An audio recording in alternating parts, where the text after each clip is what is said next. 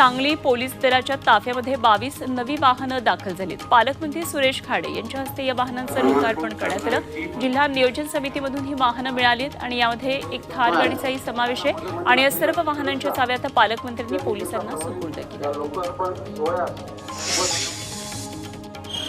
नागपूरमध्ये बांधकाम किटचं वाटप सुरू आहे। इमारत आणि इतर बांधकाम कामगार कल्याणकारी मंडळाकडून साहित्याचं वाटप सुरू आहे। किट घेण्यासाठी मोठी गर्दी त्यात उसळली। गर्दीवर नियंत्रण मिळवण्यासाठी पोलिसांना पाचारण करावं लागलं। पुढचे 4 दिवस नोंदणीकृत कामगारांना साहित्य वाटप केलं जाणार।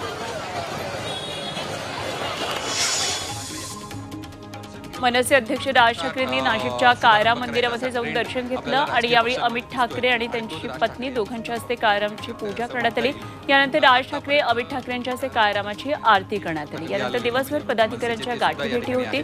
मनसेचा वर्धापन दिन साजरा करताना उद्या राज ठाकरे लोकसभा निवडणुकीत अमृत नोनी आर्थो प्लस ये एक प्रूवन फॉर्मूला है। इसमें मौजूद नोनी फल के गुण और आयुर्वेदिक जड़ी बूटियां शरीर को जरूरी पोषक तत्व देने के साथ साथ हड्डियों और जोड़ों के घिसने, उनमें होने वाले सूजन और दर्द को रोकने में मदद करता है। दर्द मुक्त जीवन के लिए अमृत नोनी ऑर्थो प्लस।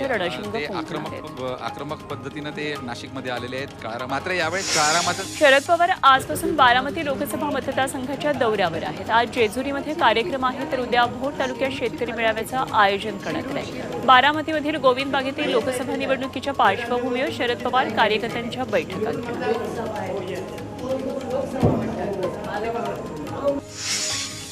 घरगुती गॅस सिलेंडरच्या दरामध्ये 100 रुपयांची कपात करण्यात आली। जागतिक महिला दिनी पंतप्रधान मोदींकडून महिलांना हे गिफ्ट देण्यात आले। आज महिला दिन असल्यानं एलपीजी सिलेंडरची किंमत ही 100 रुपयांनी कमी करण्याचा निर्णय घेतल्याचं ट्विट मोदींनी केलं। त्यामुळे गृहिणींना हा मोठा दिलासा आहे। जागतिक महिला दिनानिमित्त केजरीवाल सरकारनेही महिलांना खास गिफ्ट दिले। 18 वर्ष पूर्ण असणाऱ्या महिलांच्या खात्यामध्ये दरमहा 1000 रुपये जमा होणार आहेत आणि महिलांना प्रोत्साहन देण्यासाठी केजरीवाल सरकारनं हा पुढाकार घेतला। जागतिक महिला दिनानिमित्त अमरावती शहरात महिलांनी बाईक रॅली काढली। या रॅलीत महिलांनी व्यसनमुक्ती, बेटी बचाव, बेटी पढाओ, मतदान जनजागृतीचा संदेश दिला। या रॅलीमध्ये महिला मोठ्या प्रमाणामध्ये सहभागी झाल्या। महिला दिनानिमित्तानं शहरामध्ये 3 दिवसीय विविध कार्यक्रमांचं देखील आयोजन करण्यात आलं।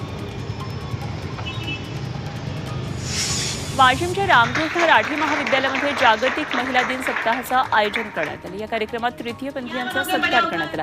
यावेळी विद्यार्थ्यांनीही मोठ्या प्रमाणात कार्यक्रमाला उपस्थिती लावली।